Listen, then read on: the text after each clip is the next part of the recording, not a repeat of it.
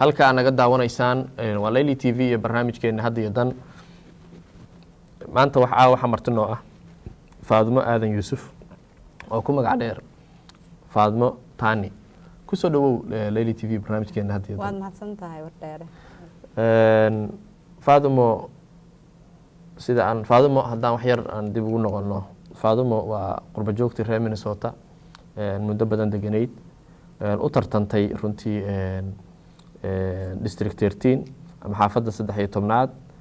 xaafadda St. Cloud magaalada St. Cloud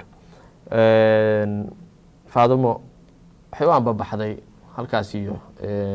dowlad deegaaneedka Soomaalida Itoobiya marka la soo gaabsho loo yaqaano DDSI sidoo kale Faadimo waxay madax ka tahay ama executive director ka tahay hay'ad la magac baxday East African Services oo runtii ka howlgasha dalka gudihiisa iyo dibadiisa kadib waxa ay ka soo noqotay deegaanka Soomaalida Itoobiya waxaan rabnaa maanta bal Faadimo inaad nooga waranto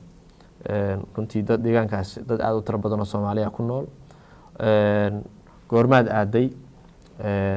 xaaladda guudna seebay tahay waad mahadsantahay wardheere aad baan idinku mahadcelinaya adiga iyo bahda Layli TV-ba martaqaadka adigu martaqaadeen maanta ma aragtay inaad ay wareysataan run ahaantii haddaan ka hadlo dowlad deegaanka DDSI sida ay dadku og yihiin ama qurba joogta soo aragtay ama TV-da laga daawado DDSI waa xawayaan wadan aad hor u maray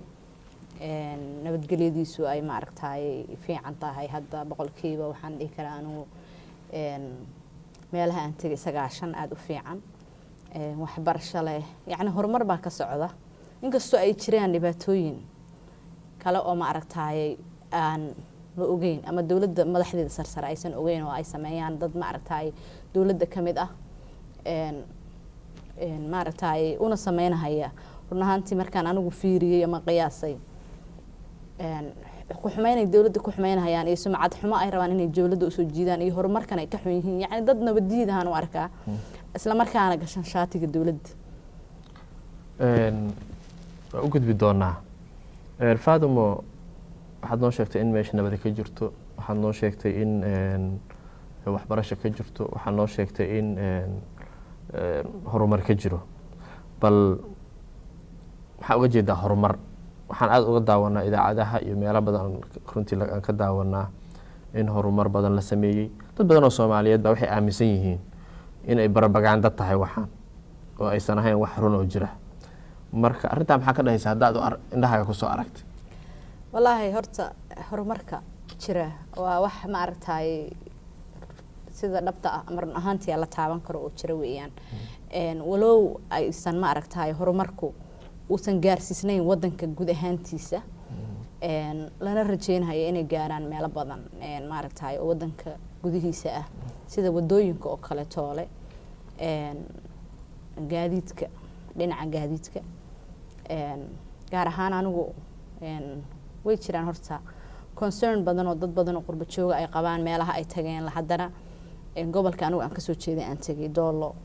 waa gobol run ahaantii aan haysanin wax ma aragtay wadooyin aan lahayn gaadiidka inuu ma aragtay wadanka gudihiisa magaalooyin gudihiisa tago oo ka soo baxo aad bay u adag tahay sababtoo waa wadooyinkii baa xun raf ah marka waxa laga yaabaa in bishii 2 jeer uu gaari tago uu ka soo baxo wada xumo awgeed marka waxaan rajeynaynaa insha Allah diyaaradna maba tagtaba diyaaradda UN ta baa tagta wiigi 2 jeer marka I hope inay ma aragtay horumarku inuu gaaro wadanka gudihiisa meelo badan oo gobolkaasi uu kamid yahay waxaad noo sheegtay in runtii aysan weli deegaanada sida Doolo oo kale aysan gaarin wadooyinkii inaysan gaarin runtii waxyaabo badan inaysan weli gaarin rajo intee la eg baa laga qabaa inay waxaas gaaraan deegaanka inay gaaraan markaan anigu joogitaankii meesha aan joogay 6 bilood actually waad weydiisay waqtiga inta jeer aan tagay markii hadda ayaa ay afara markii afraad aan tagay weeyaan inkastoo 2 jeer hore aan u tagay macnaha inaan reerkii maartay family iyo dad aan soo salaamo labadii jeeroo dambana aan run ahaantii u tegay yacni bal inaan fiiriyo dhulkii sidaan wax uga qaban kara iyo dadka wixii maaragtay service oo aan gaarsiin karno. markii ugu dambeysay waxaan joogay muddo 6 bilood anigoo markii hore ku talagalay 3 bilood. marka rajada la qabaa anigu waxaan leeyahay ma xuma laakiin waxay qaadan doontaa waqti sida aan u arkay. deegaanka doolo waad ka soo jeedo waxaana loo sheegaa deegaanada guud ahaan DSSI in dowlad shaqaynaysa oo runtii dadka xoolahooda iyo mataqaanaa dhulal badan dadka siinaysa sida qurba joogta aad in loo soo dhaweeyo in mataqaanaa dhulal la siiyo in beera la siiyo haddaad tahay qurba joogta kolley meelo badan aan ka akhrinay in mataqaanaa ama dad badan oo idaacadaha ka hadlayaan aragnay oo ama dhulal la siiyey ama horumar dad badan oo qurba joog oo xaflada loo sameeyey taasoo lagu marti qaadayo inay dhulka qayb ka noqdaan. arrintaas wax ma kaa soo gaareen haddaad qurba joogta doon tahay dhul ma idin siiyey ma laydinka soo dhaweeyey? wallaahi horta wardheero qof walba waa sidii asagu waxa uu rabo oo balaankiisa ama aimkiisa markuu meel ka tagayo ama ku talagalkiisa. ani ahaan kulli talagalkaygu ma ahayn markaan tagayay mar hore iyo mar dambaba in dhul la isiiyo iyo in beer la isiiyo midna ma ahayn. ku talagalkaygu wuxuu ahaa inaan dhulkayga wadankayga hooyo jacaylan u qabaan u tagay inaan soo arko wixii aan u qaban karo gacanaho aan ka geysan karo inaan ka geysto heedino ay ka geysato. marka waxaan raadiyay oo anigu aan maanta leeyahay yacni waad raadisay oo waa ama waa lagu siiyay ama waa lagu diiday ma jirto. dadkuna qaarba waa si oo de qofna waxa laga yaabaa inuu forfan u qaato oo yacni dhul baa la isiiyay iyo magacaas uu ka rabo. qofna waxa jirta inuusan ba awoodi karin dadkeena qurba joogta baad ogtahay. waxaa jira yacni income iska yar oo dadku ay iska shaqeeyaan oo hadday reer ku family yihiin caruurtii iyo lagaba yaababa inaysan haysanin bal lacag ay ku gataan dhul. dadna baahi bay u qaataan iyo awoodaysan awoodin inay gataan. laakiin anigu dawladda waxaan yacni ugu tagay oo shakhsi ahaan aan u weydiistay ma jiraan baahi ii haysayaan runtii ma jirto barkii hore haddana baahi ma aragtay aan isleeyahay ku haysaa ma jirto. dhulna anigaaba gatayo anaaba kule ma aragtay dhul 1,000 kaara mar gaaraya jigjiga dhexdeeda. marka waxaan akhrinay safaaradda Mareykanka oo ka digaysa qurba joogta gaar ahaan Soomaaliyeed iyadoo aan la kala qaadin oo aad looga digayo leeyahay waa inaad ku tala gashaan in la idin xiri karo waa inaad ku tala gashaan in la iska keen hayn karo iyadoo maxkamad la idin keenin. arrintaas aad moodo in Mareykanku waxa laga yaabaa website-da Soomaalida inaad ku aragtid iyadoo la leeyahay deegaanka Soomaalida Itoobiya iyo guud ahaan Itoobiyaba qofkii taga waa inuu ku tala galaa in la xiro. maxay tahay macnaheedu maxaa u fahamteen? wallahi horta wardheero anigu haday safaaradda Mareykanku arrintaas soo jeediso wax ma aragtay igu cusub ama aan beensanahay ma aha. aniga kula hadlaaya waxa iga soo maray xaalad ba iga soo martay. xaaladaasoo yacni mid runtii mid arrin aad u xun. hana mid aanan ma aragtay sinaba aanan ku ilaawi karin ilaa ma aragtay ama dadkii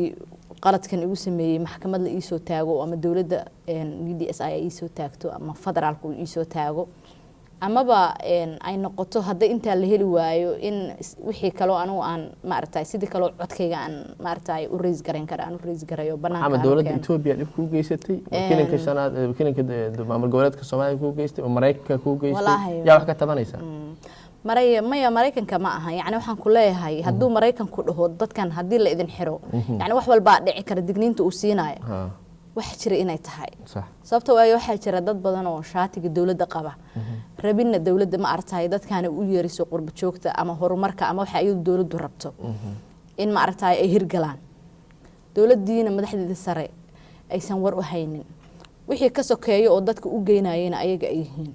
hadda for example aniga arintayda hadaan wax ka taabto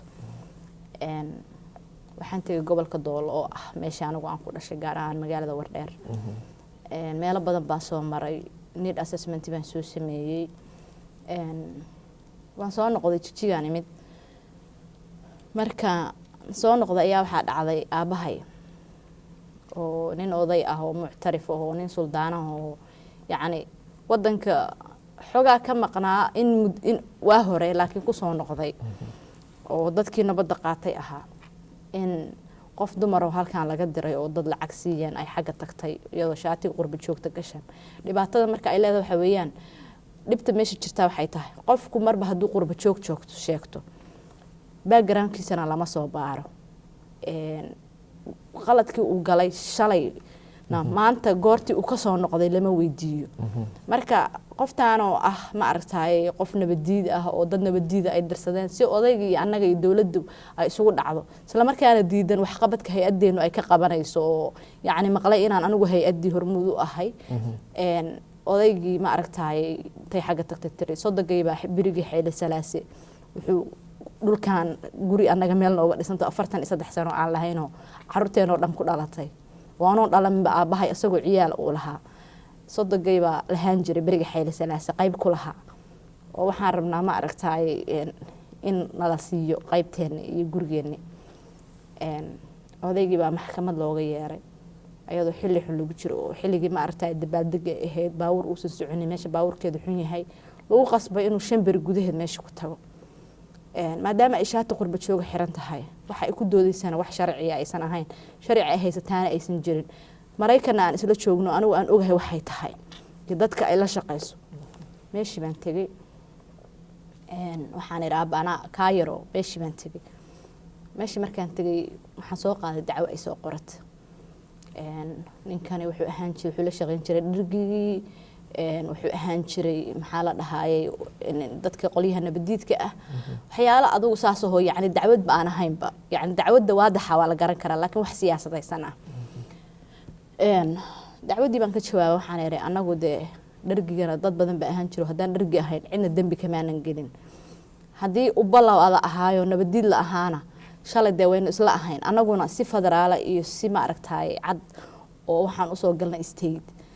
adigu maxaad isu fashilin laada ilaa iyo hadda shaata u bixiran tahay maxaad isu sheegi laada warqadii baan geeyay registrar xaq waxa ahaa dadka garsoorayaasha inay warqada qaadaan maahay sida sharciga registralka in loo gudbiyo inuu asagu akhriyo markii uu asagu akhriyana in uu waxana ka khaldanay ha laga soo saaro marka ka bacdina loo gudbiyo garsoorayaasha ahayd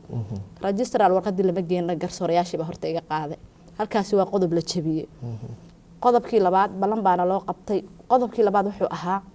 3 koobi baan geeyay mid ana haystay midna ayada in la siiyo midna ay ayagu qaataan labadii koobi kay ayadu qaadan lahayd iyo kay ayagu qaadan lahayd labadiiba ayaga ma aragtay haystay oo waxay dhaheen waxaad nagu soo noqotaan maalin isniinahan geeyay talaadada iska jooga arbacada nagu soo noqdo sidii baan arbacadii ugu noqonay waana loo yeeray waxa la igu yiri qodobkan aad u cuskanayso qoftana inay nabadiid tahay waa inaad meesha ka soo saarto iyada lagu yiri ana la igu yiri okay waxaan ku iri anigu marka haddaad sabab ii sheegtaan aan uga soo saaro qodobkan waan ka soo saari baan ku iri laakiin waxaan rabaa inaan idin sheego maadaama aad garsoorayaasha tihiin qodobkan anigu aan meesha ku soo qoray ayadaa ku soo qoratay waana ka soo jawaabay wax dhibadee kuma jiraan laakiin haddaad ii sheegtaan reason waan uga soo saaro waan ka soo saaraya saas ahaa kama soo saaraysid miya de waxa la ii sheegan ku iri laayada ka jawaabay anigu warqadeedii hala ii soo sheego teeda kale idinku garsoorayaal baa tihiin xaq waxaad u leedihiin registralku markuu warqada wixii qaldan ka soo saaro in ma aragtay aad noo yeertaan oo xukuntaan laakiin inaad idinku qaadaan koobina inaan siinin de qodobo badan baad burinaysaan baan ku iri sharcigana waad ku tumanaysaan banaanka u baxaana la ku yiri banaankan u baxnay waana loo yeeray waxa lagu yiri wakiilanyaagi in aanu aabahay baan wakiilanyaa ka ah ayaduna sodogeed bay wakiilanya waxay sodogeed oo dhintay ninkeedii oo Mareykan joogay wakiil ka ahay anu waxa lagu horta wakiilanyaaga waa laga qaaday waxaan iri aniga hadii wakiilanyaagi laga qaaday anaga horta waxaan u barnay wadan free speech oo dadku u hadal waxaan ku iri hadii wakiilanyaagi laga qorto idinku imaba matashaan baan ku iri hadii xataa la ii deyn lahaa imaba matali lahayna waa in garsoorayaal cusub la keenay noqon lahayd baan ku iri laakiin meesha hadda waxa eri nabadiid baa joogay ma noo sheegtaan baan ku iri intaa markaan ku irayoon baxay yaan soo noqday haddana waxaan rabay inaan jigjiga aado waxaan aniga dacwadeeda jigjiga lagu qaadi doonaa anigoo markaas xeersanaya dee jigjigayna markaasba gobolka dhaanto oo ilaa waa magaalo madaxdii dowlad deegaanka soo maahan waa soo noqday waxaan ku iri magacyadiinaan rabaa waxa marka la isku haysto waa guriga aabaha oo 43 sano lahaa oo wali yaa degan marka waxaa degan markaa dad baa deganaa adeerkay baa deganaa qolyo kala deganaa waqtiga la sheeganayaan waa waqtiga Xayla Salaas sodogay baa lahaan jiray taa waxaa dheer ayada ninkeeda walaalihiis iyo adeeradiis baaba weligoodba wadanka joogay marka aduu arin la isku soo ma aragtay waan ku soo noqday waxaan iri niman yahow magacyadiinaan rabaa sababtoo waayo annaga waxaan naqaanaa booliis markuu tigid ku siiyo intii la istaajiyo in markuu ku istaajiyo tigid ku siiyo inaad magaciisa iyo baajkiisa ka qoratid meeshana dimuqraadiyad baa jirta la dimuqraadi hadduu jirana qofku waa inuu xaqiisa ka hadlo wixii waajiba waxaan ugu soo noqday in magacooda u weydiiyeen ma ahayn wax kale waxaan islahaa in يعني هذا جيجا تكتير لو ويدي نما كم قاعدات ياكو حكومة waxaan sameeyay ها inaad si aad ugu sheegtid xafiis baan ku soo noqday nin baa intuu qaatay buu halka asagoo saa ii soo qabto raba inuu xafiiska saa iga tuuro gacan baa horta igu dhacday asagoo u leeyahay subaxii waan joogay habeenkii baan iska soo baxay kuwa qayliyo qoliyo kale u tageeno waanin baa la gooyay iyo hal xiro iyo waxyaalaha laga sheekeeyo qolyo kale iimido baad qaldantay nimanka waad ku qaldantay nimankani lacag ma qaataan waxa weeyaan adaa dibad ka yimid inaad dadka wax siisaan ka sugeen wax saasa adigu oo anigu garanaynin marka waxaan iri nimankan waxna uma weydiisan ninkan asagaaba gacan u leeyahay iguba dhuftay intee loo raray marka dacwadii maxaa la sameeyay kadib adigu all of a sudden waxa dhacday aniga dacwada jigjiga loo raray laakiin taa waxa iga weyn gacantii nabarka uu ninku igu dhuftay anoo calooshu iga dhuftay ul yaro bilahan lahaa horta subaxiiba ilmihii waa soo dhaceen dhakhtar baan waa la ii yeeray anigii baa la barbogaandey waxa la yiri dad ba isku dirtay naxay bay wacatay new police bayda waxa ayagu de sameeyeen oo isla bahalkii anu new police ma aqoonin mid qof meesha tagtay oo marti ahaanaha new police meesha ma joogin waxa joogay ciidan waxay ahaayeen macnaha rag Malaysia oo waardiye nimankan madaxda iyo nimankan gobolka haysta waxa la hadlay sida la ii sheego la igu yiri ninkii madaxweyne ku xigeenka ahaa Cabdullaahi Yuusuf weerar halka noogu yimid Cabdullaahi baa la hadlay wuxuu yiri waa la ii yeeray anoo isbitaal u sii socdaa la ii yeeray waxaan ku iri marka dhakhtar baan u socdaanay arintaas jirtay baya waxa la igu yiri ilaa waa qasab inaad timaadid waa la shiraya waa qasab wala igu qasbay meeshii baan tagay waan sugay telefoon baan ku jirnaa bay dhaheen waxa la igu yiri waxaana nala ku yiri hadda gaari hala soo saaro hala soo kaxeeyo xagee loo soo kaxeynaa jigjiga anigu diyaar baan ahay baan ku iri any minute any time diyaar baan ahay laakiin dhakhtarkan aadayaa baan ku iri horta waa inaan anigu ishubsadaan iri Soomaa dhakhtarka anigu ku jira oo ka soo baxay markaa oo intaan gabadh meesha umulisa ka ahayd oo cadaan ahayd oo hay'adda masaf la yiraahdo u shaqeysaan u tagay aan ku iri arintaas oo gabadh intay fiirsatay ilmihii waa soo dhamaadeen iska soo tagay yaa waxa dhacday niman ordahayo askara booliis ah gabadhii waa yaabtay waxay tiri waxay nimankan markaas anigiiba markaas maxaa dhacay say dhahan cadayn in ilmahaani ka soo dhaceen baan cadayn rabnaa cadayn baa rabtaan ha gabadhaan u dhiibaa eri haddaad cadayn ka rabtaan ayada weydiistaan ku isbitaalka soo turjubaan ma lahan ayada weydiistaan ku eri anigu ila markii warqadna la iima qorin waxbana kamaba aanan qoraninba maya cadayn baa rabnaa cadaynta basho waxaa rabaa aniga kiis in la iga dhigo walay dhaho MSF bay gashay waa isbitaalkii dhamaayo war dheer isbitaalka haddaysan dadku iman karin oo iska daweyn karin maxaa loo furo u furan yahay waxaan gabadhii baan ku soo noqday markay aragtay nimankan waa disdis يعني هؤلاء أرمى بدن أي أسود شوقين باكرة لو عدد ماشي كشقي هيد قرقارة marka waxa aaminsan tahay waxaan dadkan nimanka maxkamadda jooga iyo kuwa booliiska iyo waxaan oo dhan barnaamij laga mideysan yahay oo la rabo in maxaan ku yiraahdaa dhulkii aabaha iyo guriyihii aabaha arrin lagu duudsinay inay tahay adigu aad aaminsan tahay may aaminaad kaliya ma ahana way caddahay sababta way haddaysan caddayn intii aniga dambi la iga galayo qaladka la igu sameeyay haddana caddayn weydiistay anigaa la xiray waa gartay fahmaysaa wax cad haddaysan ahayn sababta waayo waxay ka baqeen in anigu intaan jigjiga tago arrintan cusub oo taal aan dacweeyo iyagii ma garanaysaa marka waa inay isdhifeen garayaan صح samaada garan marka waxaad filaysaa adigu qurbaa ka tagtay Mareykan baa ka tagtay waxaad meel dimuqraadiyad oo system iyo paperwork iyo nidaam iyo wax la maraad arki jirtay Afrika tagtay maxaan ku yiraahdaa wadankii muddo ka maqnay waxaad ka noqotay dadkii deegaanka ahaa oo mataqaana dhul iyo waxaad la isku qabtay mataqaana guri aabaha leeyahay marka dhibkii aad meesha kala kulantay kama aada filin miya meesha inay Afrika tahay oo mararka qaarkood qof xataa mararka qaarkood la iska dili karo wallaahi anigu kulley ma dadka meesha ku nool situationkoodii iyo xaaladda iyo markay kaaga sheekeeyaan ama aad dib u sii fiirsid wixii hore u dhici jiray ama dhacayba sax mise dadka qurba joogta ah ee loo yeeray dadka hadda meesha ku nool xaaladooda hore ama tay ayagu ku jiraan anytime any minute waxay filan karaan xataa qof iska jooga in la iska xidho sax cidina ma oga maamul baa jooga meeshii maamulkii baa qasahaya nimanka jooga waa laba nin oo isla shaqaysanaysa marka kani dambiga uu galay kani ma sheegahayo marka waxaaba adagba maadaama meeshii ay leedahay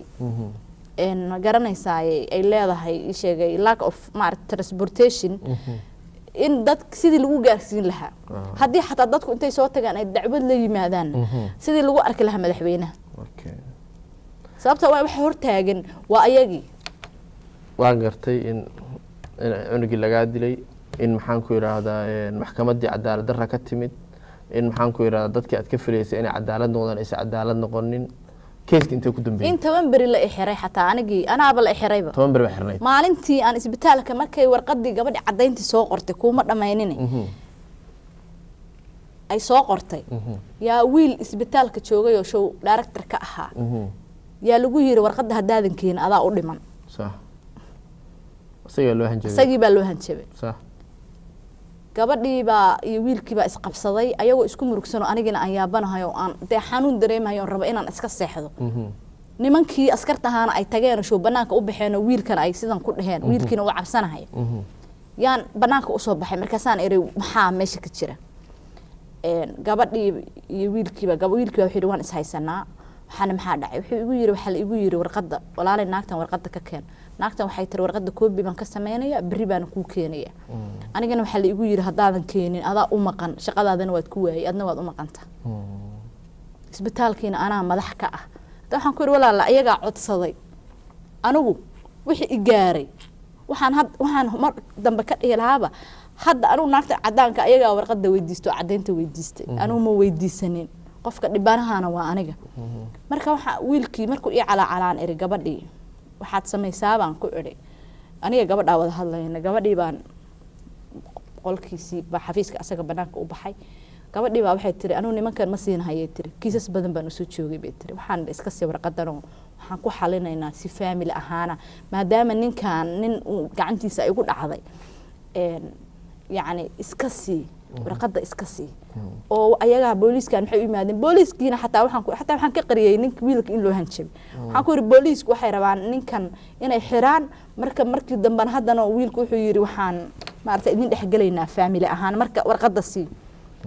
ma yay tiri ma siinahayo waxyaalo badan markay ii sheegtay ay trust waan aaminay gabadhii warqad kale oo aan haysanay yaan ku guurnay wixii meesha ku qornaa warqadii bay gabadhii jeebka gashatay asagiina tii aan qornay yaan sidii ku siinaa maxaa lagu xaliyay hawsha intee ku dambeysay horta aan ku waramay markaan ka soo tagay isbitaalka anoo xaafadii u soo socdo oo marka intaan imid xaafadii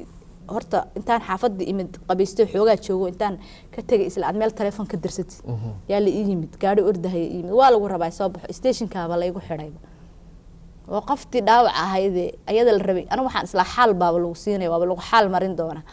waxa la igu abaal guday stationka in la geeyo oo 3 bari aniga oo ilaahay xaalkayga u geeyay xataa dhakhtar la ii diiday in la ii keeno Soomaali xataa haduu yahay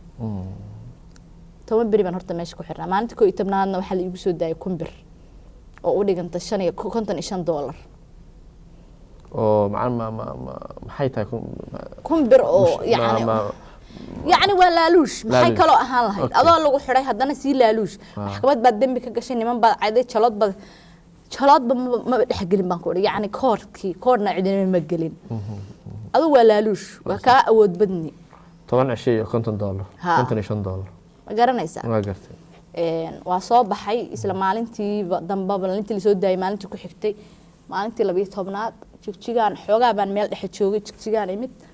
arrintii waxay ku dambeysay marka nimankii guriga islaantii bay u xukumeen horta gurigii aabaha lahaa oo 43 sano adigu ku dhalatay anigu waa ku dhashay yaa kale ku dhashay familka walaalahay carruurteena inta badan baa ku dhalatay dad dariskii ah iyo dad wax garanaya oo arrinta ka dhiidiyay qoyskiina ahayn ma jira miya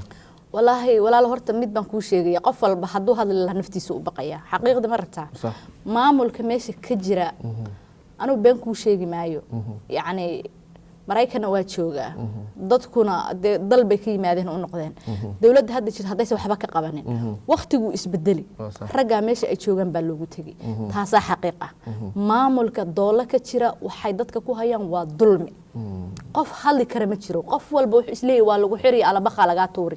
qofna ma hadli karo ana waxaan u taagnaa nin degmo kamid ah gobolka doolo daratoole la yiraahdo intii lacag la iska aruuriyay dadka dhexdiisa deegaanka intay lacag iska aruuriyeen $85,000 bir bay u dhiibeen oo u dhiganta $7,500 lacagtii ninkii odayga ahaa loo dhiibay waxa looga aruuriyay dadka magaalooyinka degan inay Malaysia samaystaan ciidan beeleed ay samaystaan oo yaani markay ciidanku ka maqan yihiin inay yaani wixii soo gala ay ku ilaaliyaan magaalooyinka lacagtii iyo qabandi kale oo loogu talagalay dadkaba wuxuu dhigtay gadaal buu dhigtay odayaashii waxay dhaheen lacagtii waa loo baahan yahay qoryaal raba in lagu gado wuxuu yiri haddaad ila hadashaan waa idin xiraya ninkii maamulka degmada joogay kan gobolka jooga waa in adeerkii kan maxkamadda joogana waa in adeerkii rag marka meesha waxa loo xulay oo la geeyay hal family oo hal meel ka soo wada jeeda ninna marka ma raba ninka kale inuu problemkiisa uu sheego odayaashii qabandi baa la qabandidii meeday haddaad ila hadashaan waa idin xiraya odayaashii warqad bay qoreen waxay damceen inay aadaan meel la yiraahdo meesha la yiraahdo jigjiga ay dacwad ka qoraan kuwa kala intay war u geeyeen oo dhaheen halka ayagoo oo u sii socda meesha la yiraahdo degmada Wardheer oo intay ka baxeen degmadii Daratoole dhexda sii socdo intuu ciidan ka daba daray baawar baa la soo qaaday waa la xidhay nabar ba xataa odayaasha mid kamid ah lagu dhuftay oo nimankii meesha joogay ciidanka ahaa asaga meeshiisa jooga Malaysia ay ku dhufteen marka dulmi baa meesha ka jira bakala adigu qof qurba jooga tahay runtii dad qof dhaqdhaqaaq oo deegaankaas aad looga yaqaan tahay khaasatan reer Minnesota dadkii runtii u ololeynay nabadaad ka mid ahayd ma la xiriirtay madaxweyne ku xigeenkii mas'uuliyiintii sare haddii dadkii maamulkii doolo saas sameynayaan maxaa ula xiriiri weeyay sidaan anagu kulli maqaalo ku hayno madaxweynuhu nin adag weeye nin mataqaanaa waxyaabaha agtiisa lagu sameyn kara ma ahan warkaas annagaan haynaa see marka madaxweynaha Cabdi see asagoo nool oo waxaan ku leeyahay deegaankiisa waxa jiraan ma warkaan gaarin mise waa ogyahay waxaan wallahi horta intaan halka u soo gudbin aan su'aashaada ka jawaabin maxkamadii meeshay ku dambeysay iyaan raba inaan wax yar kaaga taabto maxkamadii abiil baan soo qaadanay markii bilna la warwareejinayo maalin walba qadarana loo qaban qadala waxa la dhahaa ballan si fiican Soomaaliya Itoobiya waxa la qadala kama dhamaato yani ballan kama dhamaato war abiil baan soo qaadanay waxaan nimid magaalada Jigjiga sidii si la eg ayaa iyadii horta loogu xukumay mar labaad waa qaadanay mar saddexaad baa loo xukumay mar afraad li'anna waxa waaye kan asaga laftirkiisa maxkamadan jooga iyo kaasna kulli waa rag isku wada xiran markii horena ninkaani inuu xukumo warqada hatta sharci uma lahan sharciga Itoobiya u yaala waxa weeyaan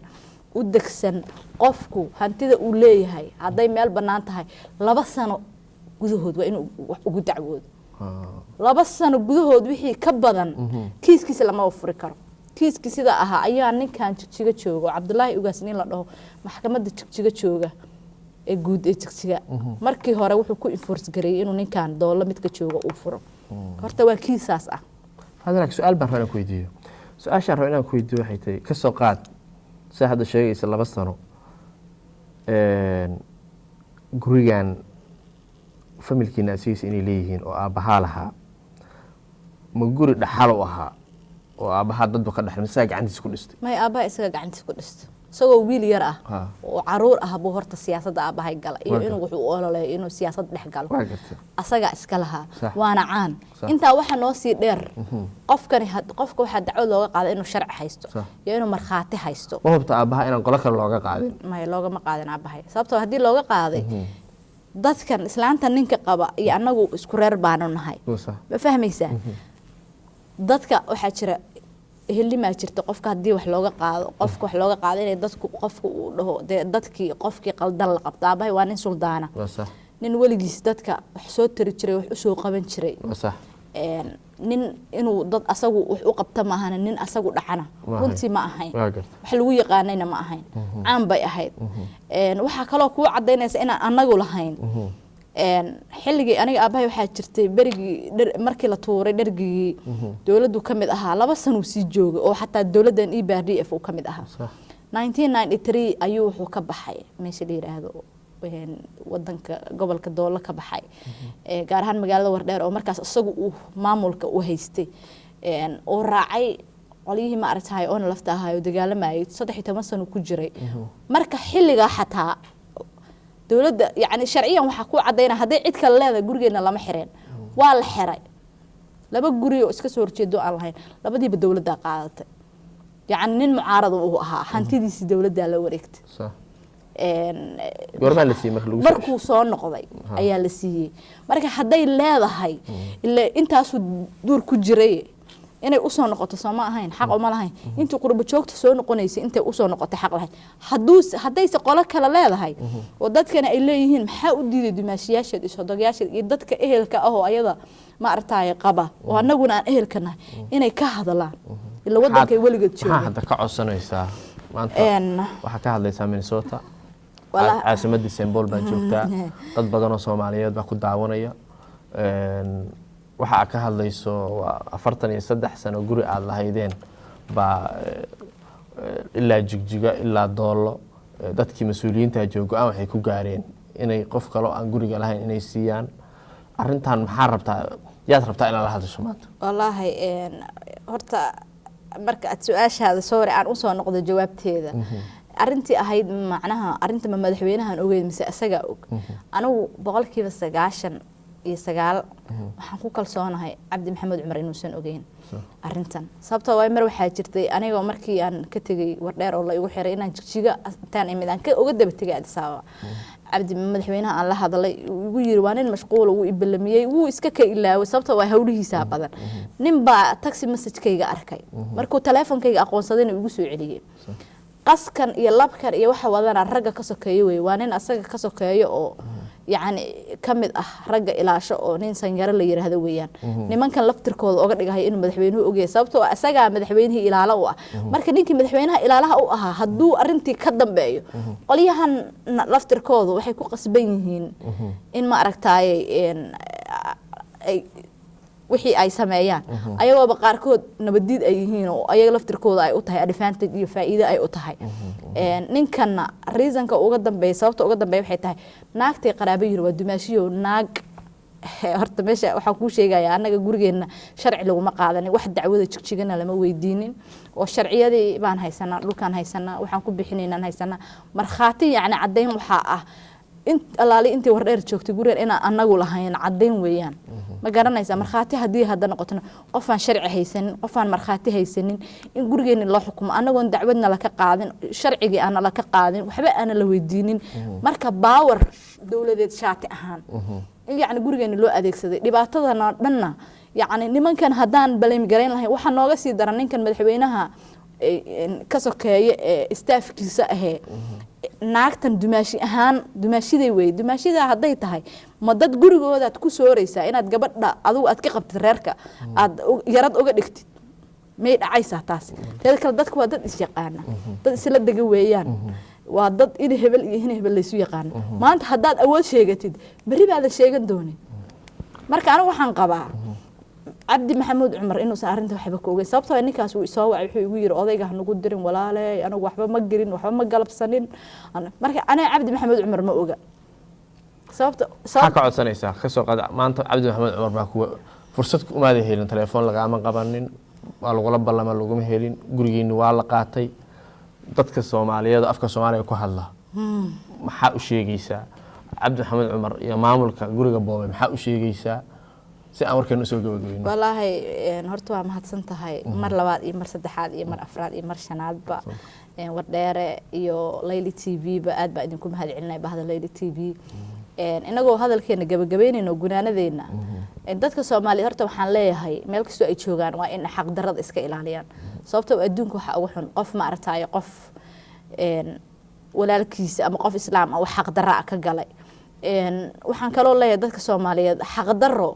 haddii xaq darro lagu sameeyo qofku inuu codkiisa dhiibto oo uu ka hadlo oo uusan u baqin ama ma aragtay hebel wax la yeela ama qof wax loo geysta sababtoo waayo xaq haddaad ka hadasho Ilaahay baa kula jira mar walba madaxweyne cabdi maxamuud cumarna waxaan ka codsanayaa maadaama uu yahay madaxweynaha DDSI asagu uu yahay ma aragtay hormuudkii ma aragtay nabadda meelo badan maray runtii message dheerna bixiyo qurba joogta u yeeray uun higsanayo inuu meesha uu hadda taagan yahay meel ka sii dheer uu ka sii amba qaado dadka ma aragtay qaladka sameynaya inuu qof walba uu qof ula xisaabtamo oo ma aragtay uu dadka ku cayaaraya sababtoo waa tan oo kale sumcadiisa wax u dhimaysaa sababtoo waxa la leeyahay DDSI baa dhibtaan ka dhacday lama dhahay shakhsi hebel baa sameeyay dad badan oo aan dhahaynin baa jira dadkaas aad arkaysidee kale TV-ga waa been waa dad shakhsiyaad ay wax u geysteen laakiin haddana wixii ku bees gareynay dawladda ku bees gareynay dawladda madaxdeedu ma oga anigu waxaan qabaa madaxweyne ku xigeenkuna ma oga madaxweynuhuna ma oga waxa wax sameynaya waa dadkan ka sokeeya haddii loo tagi lahaana ninkii asaga dadka ugu xigay baa basaa sameynay ma u malaynaysaa marka inuu ogolaanayo in cabdi maxamuud cumar u tago oo aan dhaho sanyara aniga arintayda ka dambeeyo oo dimaashidiis buu gurigayga siinaya awood aad adigu leedahay buu culays ku saaraya nimankan ma ogolaanayo marka madaxweyne cabdi maxamuud cumar oo anagu shalay isaan ku taageerinay baan ku taageersanahay systemkana waa taageersanahay nabadana waa taageersanahay laakiin waxaan jeclaan lahayn dadka oo waliba aan jeclahay aniga shakhsi ahaan qaladka sameynaya in ma aragtay dadka aad ka dhex qabatid sababtoo ay aday sumcadaada ku cayaarayaan